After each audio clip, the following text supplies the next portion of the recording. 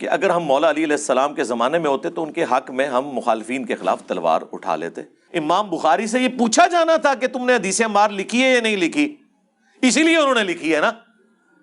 یہ تو امام بخاری سے پوچھو کہ حدیث عمار کیوں لکھی، کہ حضرت صاحب آپ سے پوچھا جانا تھا کہ آپ نے حضور کی یہ حدیث لکھی ہے کہ نہیں، اس لیے آپ نے ڈر کے لکھ دی۔ یقیناً پوچھا جانا تھا، اسی لیے لکھی۔ تو ہم تو بیان کر رہے ہیں، ہم تو ڈاکی ہیں، اور امام بخاری تو شاہی کوئی نہیں، یہ تو رسول اللہ کا فرمان ہے۔ میرے خیال میں جو حدیث عمار سے بھاگتے ہیں نا، وہ اپنے ایمان کی فکر کریں، وہ رسول اللہ پر تہمت لگا رہے ہیں۔ رسول اللہ سے بڑھ کر کوئی نہیں تھا اپنے صحابہ کا دفاع کرنے والا۔ اگر اللہ کے نبی یہ لحاظ نہیں کر رہے تو سرکار، میں تو کہتا ہوں اہل صفین قبروں سے نکل آئے نا، اور وہ آ کے کہیں حدیث عمار بیان نہ کرو، اور ان نکلنے والوں میں حضرت معاویہ رضی اللہ تعالیٰ عنہ، عمر بن عاص رضی اللہ تعالیٰ عنہ اور مغیرہ ابن شعبہ رضی اللہ عنہ مجمعین ہی کیوں نہ ہو، تو ہم انہیں کہیں گے نا سر، رکو ذرا، صبر کرو، ہم نے تمہارا کلمہ نہیں پڑھا، ہم نے کلمہ اس کا پڑھا ہے جس کی قبر مدینے میں ہے۔ بس تو تواڈے مولویاں دے 20 لاکھ سانوں کی تنگ کرن گے، تسی جنہاں دا دفاع کر رہے ہو بھی باہر نکلنا سی، انہوں نے بھی نہیں گل مننی۔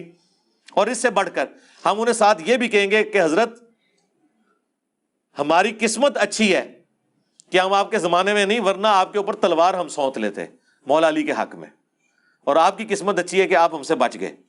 لیکن اب ہم اپنی زبان تو کم از کم کھولیں گے، اس زمانے میں تو ہم نے تلوار بھی اٹھا لینی تھی، تو اب آپ تلوار سے بچ گئے ہیں لیکن زبان سے نہیں بچیں گے، اس لیے کہ رسول اللہ نے فرمایا۔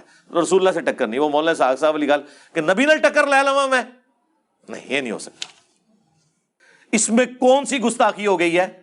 وہ کہتے ہیں جی آپ تلوار اٹھاتے، جی اس زمانے میں ہم ہوتے تو ہم بھی تو صحابی ہوتے ہیں نا بھائی۔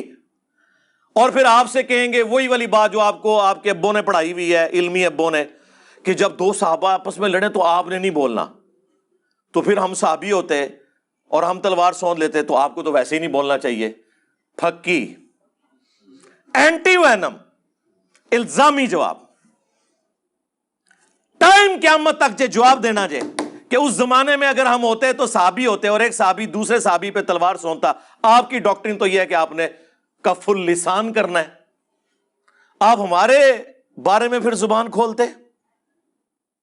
اللہ دے بندو عقل استعمال کرا کرو۔ میں نے اسی لیے کہا ہے کہ بنو امیہ کی چالیں اور عقل جہاں پہ ختم ہوتی ہے نا، وہاں سے ہماری عقل سٹارٹ ہوتی ہے۔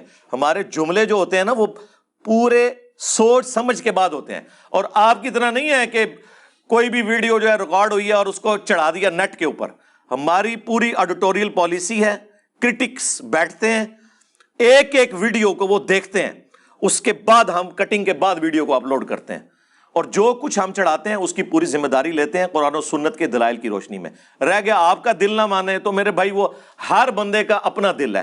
بریلوی کہتے ہیں ہمارا دل نہیں مانتا کہ آپ ہر ویڈیو میں کہیں قل انما انا بشر مثلکم، آپ رسول اللہ کے فضائل بیان کیا کریں۔ اس وقت وہابیوں کو کتنی تکلیف ہوتی ہے نا۔ تو اسی طریقے سے اگر آپ کو یہ آیت بیان کرنے سے جب بریلوی روکتے ہیں تو آپ کو تکلیف ہوتی ہے، ہم جب بخاری کی حدیث بیان کریں 2812، یہ وہابیت بالخصوص یعنی دیوبندیت اور اہل حدیث ٹاپ آف لسٹ، اور بریلویت بالعموم، ان کے فرقے کے تابوت میں آخری کیل ان کی قبر پہ لگا ہوا کتبہ ہے 2812۔